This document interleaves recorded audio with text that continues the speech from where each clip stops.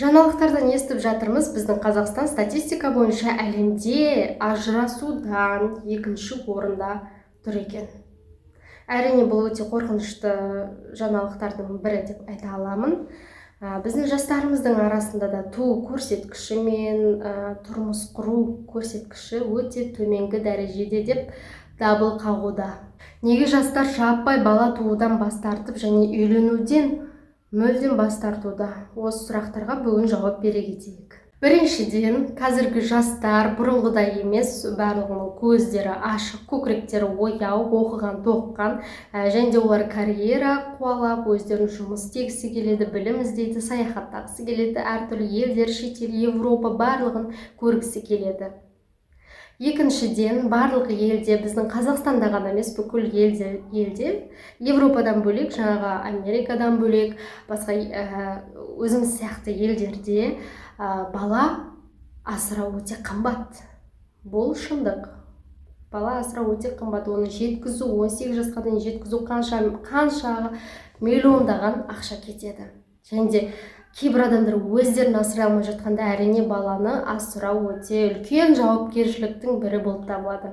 Ал үшіншіден, бұл child free деп ойлаймын. Бұны білесіздер ма? Child free деген не екенін? Child free деген ағылшын тілінен аударғанда баласыз деген мағынаны білдіреді. Бұл батыстан келген 20 ғасырдың аяғынан басталған қозғалыс. Яғни әйелдердің арасында негізі көп таралған child free, яғни бала туғым келмейді. Не үшін қазіргі жастар көбісі child free'мін деп санайды, және де мен достарымның арасында, подружкаларым арасында көбісі child free'мін, өзін child free деп санайды. Яғни олар тұрмыс құрғанымен, бірақ бала туғысы келмейді.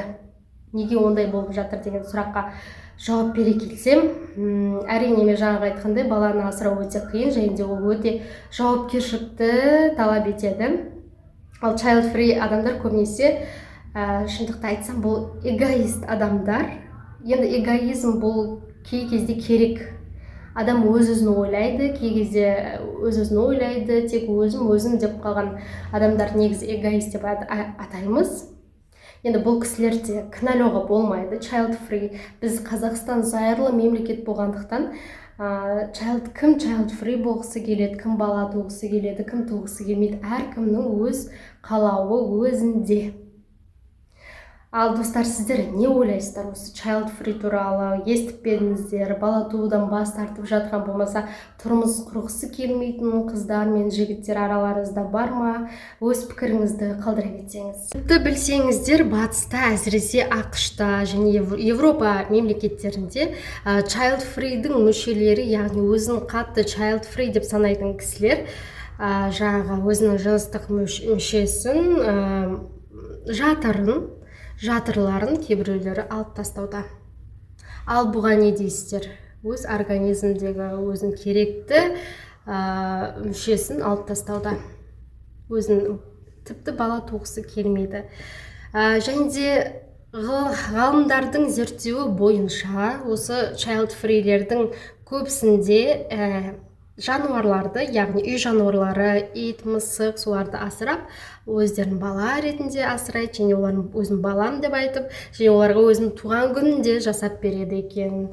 Сіздер қалай ойлайсыздар? Мен ешқашанда ешкімді жазғырмаймын, және де child free қоғамын қатты қолдамаймын да, ол кісілерді жазғырмаймын, және олардың өздерінің әркімнің өзінің қалауы. Кім child free болғысы келеді, кім мүлде тұрмысқа құрғысы келмейді, әркім өздерінің қалауында, және де өзінің өмірі, ешкімге ештеңе айта алмаймыз.